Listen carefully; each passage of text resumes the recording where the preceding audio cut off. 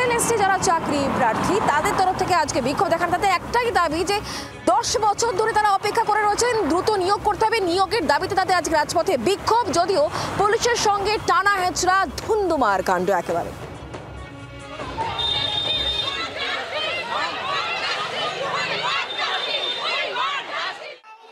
কলকাতায় এসএলএসটি নতুন চাকরি প্রার্থীদের মিছিলকে ঘিরে ধর্মতলায় তীব্র উত্তেজনা।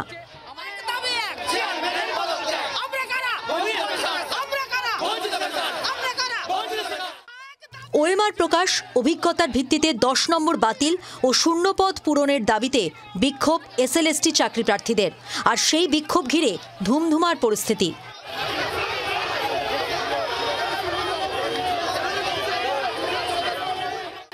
কথা ছিল এসএন ব্যানার্জি রোড ধরে ধর্মতলায় যাবেন আন্দোলনকারীরা, তবে পুলিশ পথ আটকে দেয়। মৌলালিতে তাদের আটকে দেওয়া হয়, আর সেই বাধা টপকেই ধর্মতলার দিকে যান চাকরি প্রার্থীরা। কার্যত স্তব্ধ হয়ে যায় শহরের প্রাণকেন্দ্র ধর্মতলা।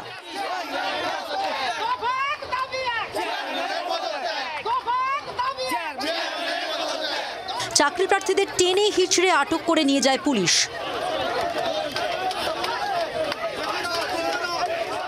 চাকরি প্রার্থীদের একটা বড় অংশকে কিন্তু চ্যাংদোলা করে বা তাদের বুঝিয়ে তুলে নিয়ে গিয়েছে পুলিশ, আটক করে তাদের নিয়ে যাওয়া হয়েছে লালবাজারে।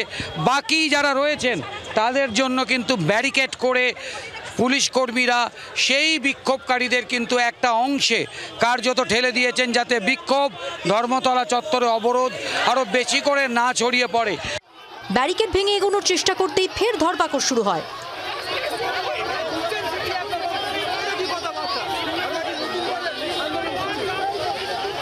জোর করে গাড়িতে তুলে দিচ্ছে, কি জানি না কি কারণে। আমরা আমাদের বিক্ষোভ জারি রাখবো। আমরা আমাদের অধিকার আদায়ের জন্য যা করতে হয় তাই করব। এর পরবর্তীতে আমরা বৃহত্তর আন্দোলন করব। ধর্ণা দিচ্ছিলাম, আমাদের জোর করে তুলে দেওয়া হয়েছে, আমাদের ব্যানার ছিঁড়ে দেওয়া হয়েছে।